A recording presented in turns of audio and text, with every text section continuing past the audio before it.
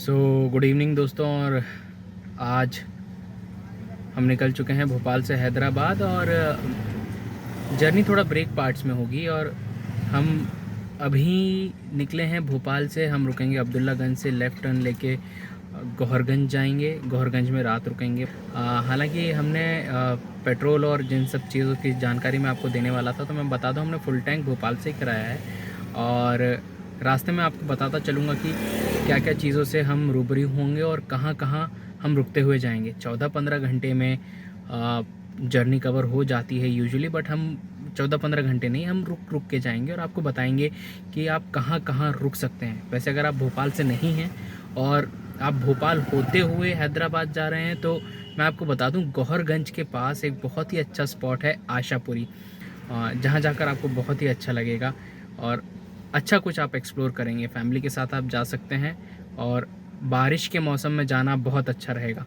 तो जब भी आप बारिश के मौसम में भोपाल से हैदराबाद जा रहे हो तो, और रुक रुक के जा रहे हो, 2 दिन का जर्नी आप प्लान करना चाहें तो आराम से आशापुरी जाइए, गौहरगंज में गेस्ट हाउस में रुकिए, रुकना है तो। और आशापुरी घूमते हुए फिर आप वापस निकल सकते हैं सीधे होशंगाबाद रोड पर आएंगे, और उसके बाद फिर सीधे जर्नी कवर हो जाएगी। तो गुड मॉर्निंग दोस्तों, अभी हम निकल गए हैं अमोदा यानी गौहरगंज से हैदराबाद की ओर। और जैसा मैंने आपको बताया था कि अगर आपको घूमते हुए जाना है भोपाल से हैदराबाद, तो आप अब्दुल्लागंज से लेफ़्ट टर्न लेंगे ब्रिज के पहले, तो आशापुरी के लिए रास्ता खुलेगा। उस रोड से आशापुरी सिर्फ 10 किलोमीटर दूर है, तो इतना ज़्यादा फ़र्क भी नहीं पड़ेगा, आप आराम से आशापुरी घूम कर आ सकते हैं। खैर अभी हम निकलना चाहते थे 6 बजे और निकले हैं हम 7:30 बजे। देखते हैं किस तरीके से हम पहुंचते हैं। तो अच्छा मौसम है, सामने आप देख ही सकते हैं, बहुत बढ़िया लग रहा है। हमारे शिव जी की पूजा भी हो गई है और गणेश जी की भी पूजा हो गई है। शिव जी बड़े प्यारे लग रहे हैं अपराजिता के साथ। और लेट्स गो। तो इस तरह आदि योगी के आशीर्वाद के साथ प्यारी सुनहरी सुबह से हमारा सफ़र शुरू हुआ। दोस्तों, अब्दुल्लागंज से लगभग 11 किलोमीटर की दूरी पर है प्रसिद्ध भीमबेटका की गुफाएं, जहां की हरियाली और शैलचित्र निश्चित ही आपको आकर्षित करेंगे। तो लगभग 8-9 किलोमीटर आए हैं हम, और 8-9 किलोमीटर आगे आप राइट टर्न लेंगे तो अब्दुल्लागंज से आगे तो विश्व प्रसिद्ध आपको भीमबेटका स्मारक मिलेगा। ये रेलवे क्रॉसिंग से आप सीधे निकल जाएंगे राइट में, ये राइट दिख रहा है। तो भीमबेटका मैं गया हूँ एक बार, मेरे को जाने का मौका मिला है। केव्स हैं, शैल चित्र वहाँ बने हुए हैं, और कहा जाता है कि ये लगभग पांडवों के समय के हैं। और हालांकि अब काफ़ी सारी पेंटिंग्स, क्योंकि लोग बाग वहाँ जाते हैं, लोग बाग खुद भी पेंटिंग्स बनाते हैं, तो जो एंशिएंट हमारी चीज़ें थी वो विलुप्त हो रही हैं। लेकिन हमें कोशिश करना चाहिए कि हम इन चीज़ों को बना के रखें, जैसा है उसको वैसा रखने की कोशिश करें। तो मैंने आपको 2 जगह बताई हैं अभी तक, जो अब्दुल्लागंज के आसपास ही हमको मिली हैं भोपाल से लौटते वक्त।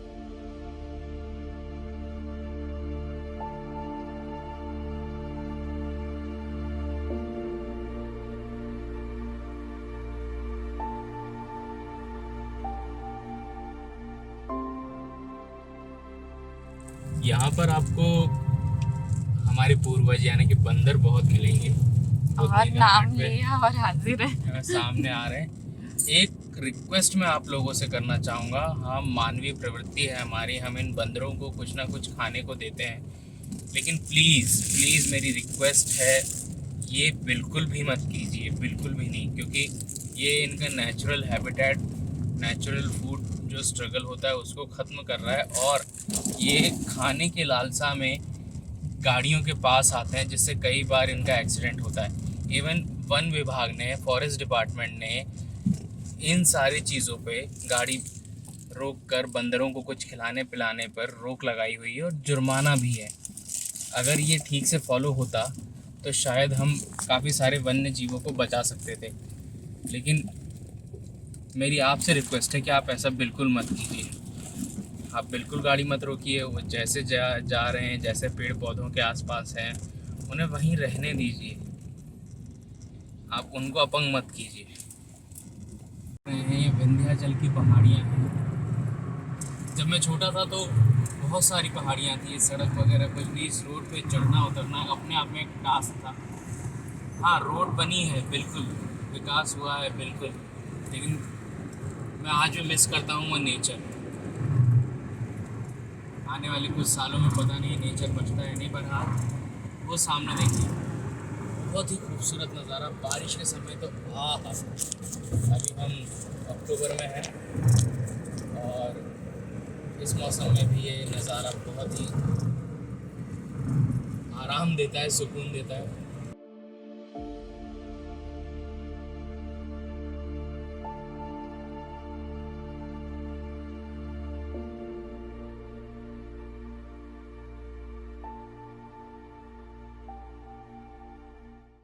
अभी हम रुके हैं चेक पॉइंट पर चेकिंग करवाने सर को। थोड़ी सी चुनावी सीज़न चल रहा है, चेकिंग जोरों पर है, तो आप देखिए ज़रा।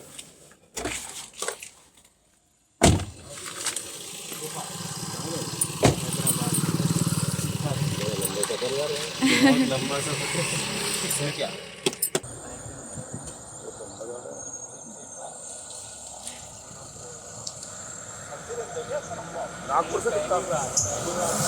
पहली बार इतना लंबा जा रहे हैं। 100 किलोमीटर से ज्यादा नहीं गए अभी तक। नागपुर से कितना है यहाँ से? तो सीज़न चल रहा है, आप पुलिस को बिल्कुल सपोर्ट कीजिए और हमें भी सपोर्ट कीजिए। Thank you sir. देखिए, कह रहे थे कि हैदराबाद की गाड़ी पकड़ाई है चुनावी सीज़न में। मुझे समझ में नहीं आता, आज भी हमारे देश में कैश पर जनता वोट दे रही है। मतलब फिर हम किस हक से कंप्लेंट करते हैं कि हमारे इंडिया में डेवलपमेंट नहीं है, ये नहीं है, वो नहीं है। पार्टी चाहे कोई भी हो, सब एक दूसरे को हम खुद ही डिफरेंट पॉलिटिक्स को सपोर्ट करते हैं। हम खुद ही उसी गंदे कीचड़ में नहा रहे हैं और हम एक दूसरे को ब्लेम करते हैं। आप मत दीजिए ना वोट। क्यों कैश भर भर के गाड़ियाँ पकड़ाती हैं? अभी सर ने बोला कि गाड़ी पकड़ा रही है, हैदराबाद की गाड़ी पकड़ाई, और मैं अभी भी, हमारा सफ़र बहुत लंबा है, ऐसे कई चेक पॉइंट्स हमको मिलने वाले हैं। ये बिल्कुल नहीं होना चाहिए।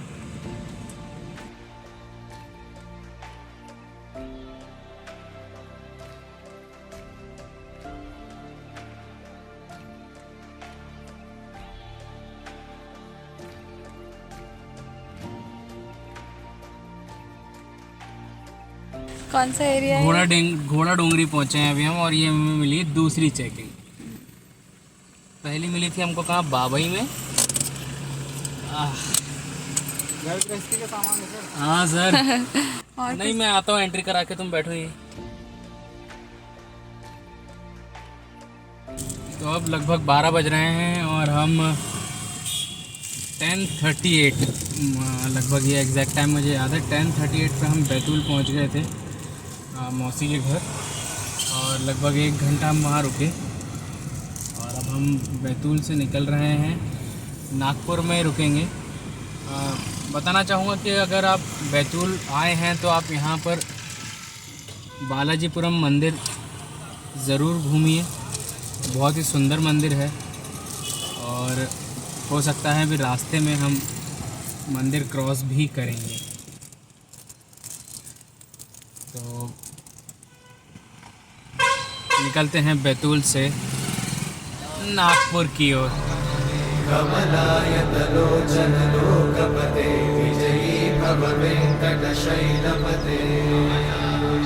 बहुत ही खूबसूरत मंदिर है और मैं जब छोटा था तब भी यहाँ आया था, अभी लास्ट ईयर भी यहाँ आया था। जब भी बैतूल आता हूँ यहाँ ज़रूर आता हूँ।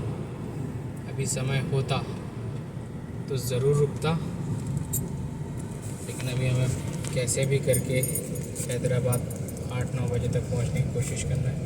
रुक्मणी बालाजी मंदिर मेरे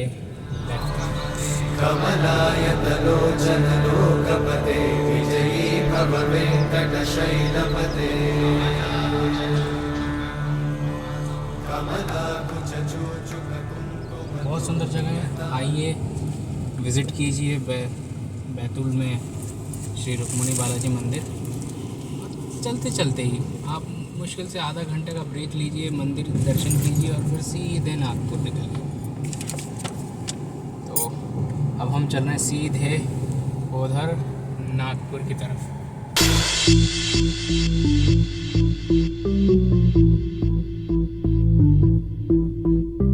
अब मंदिर के ठीक सामने वाली रोड को आप पकड़ते हुए चलेंगे तो लेफ़्ट में अब्दुल्लागंज यानी भोपाल एंड राइट में नागपुर छिंदवाड़ा।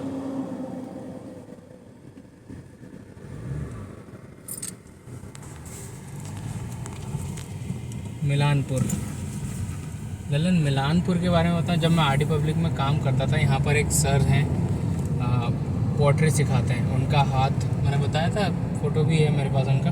उनके हाथ में कुछ शायद मेरेस्मस डिसीज़ के कारण उनकी उंगलियां टेढ़ी हैं, लेकिन इतनी अच्छी पोट्री करते हैं वो, इतना अच्छा पोट्री का उनका हाथ है कि पूछिए मत। बहुत बढ़िया। नगमे हैं, शिकवे हैं, किस्से हैं, बातें हैं, बातें भूल जाती हैं, यादें याद आती हैं। एक और टोल गेट, ये तीसरा टोल गेट है जो आ रहा है। अभी तक 110, 40 यानी टोटल 150 रुपये का टोल टैक्स हम दे चुके हैं। तो आ गए हैं दोस्तों हम अब नागपुर के आउटस्कर्ट्स में हैं और लगभग 2:15 बज रहे हैं अभी। तो 7:30 बजे हम भोपाल से यानी अब्दुल्लागंज से चले थे और 1 घंटा बीच में हम बैतूल में रुके। तो मेरे ख्याल से लगभग 6 घंटे में हम पहुँचे हैं। 6 से 7 घंटे हमें लगे नागपुर पहुँचने में। ये देखिए सामने इतनी बड़ी बड़ी फैक्ट्रीज, हरे भरे जंगल से कंक्रीट के जंगल तक हम पहुंच चुके हैं।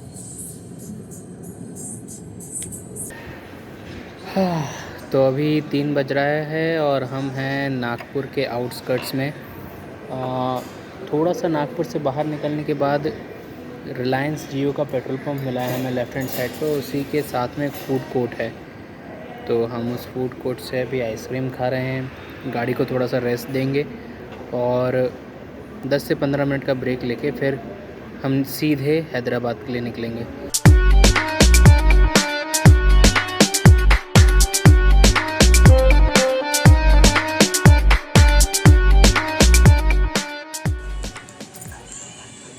तो अब हम पहुंच गए हैं केलापुर। यहाँ से हमने पेट्रोल दोबारा से भराया। एक बार मैंने भोपाल में डलवाया था 2700 रुपये का, लगभग 26 या 27, और अब हमने महाराष्ट्र में डलवाया केलापुर टोल नाका था, तो उससे मुझे पता चला कि हम केलापुर के आसपास हैं। तो अभी हमने फिर से फुल टैंक कराया और मुझे लगता है कि अब हम हैदराबाद पहुंच जाएंगे, हमें दोबारा से रिफ़िल कराने की ज़रूरत नहीं पड़ेगी। सूरज डूब रहा है।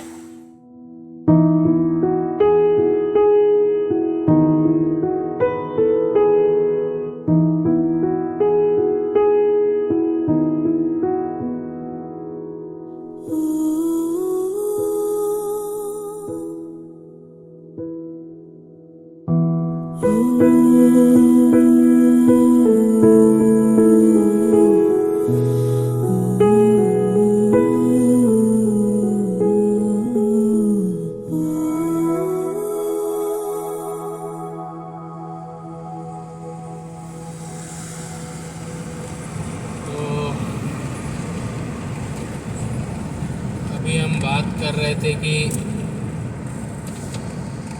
बीच बीच में पॉइंट्स ऐसे आते हैं कि नेटवर्क चला जाता है फ़ोन्स का।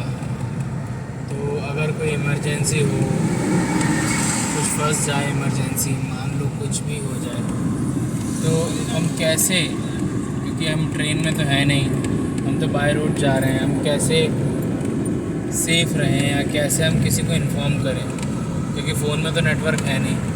तो एक बहुत अच्छी चीज़ मैंने अभी देखी है कि कुछ दूरी पर इमरजेंसी कॉल बॉक्स नाम से थोड़े फ़ोन रखे हुए हैं, मे बी लैंडलाइन हो या वायरलेस हो।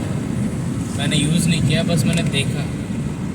तो ये एक अच्छी चीज़ है कि अगर वो लैंडलाइन से कनेक्टेड है तो एनी हाउ आप 1033 पे कॉल लगाएं या 108 पर कॉल लगाएं या 100 पे कॉल लगाएं तो आपको हेल्प मिलेगी। मतलब आप नेटवर्क बाउंडेड नहीं है कि हाँ आपको नेटवर्क की ज़रूरत है, और 200 मीटर्स की दूरी पर है। ये देखिए, ये ऐसे नोट्स लगे हुए हैं जहाँ पर भी नेटवर्क नहीं आता है जब आप हाईवे पर चलते हैं, तो emergency call box 200 meters ahead. तो यहाँ जहाँ नोट लगा हुआ है वहाँ से एग्जैक्टली 200 मीटर्स पर आपको एक कॉल बॉक्स मिलेगा। देखिए हम ट्रैवल कर रहे हैं एंड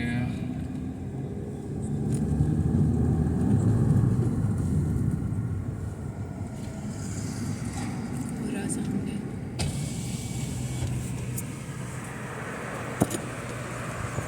ये देखिए, ये है कॉल बॉक्स।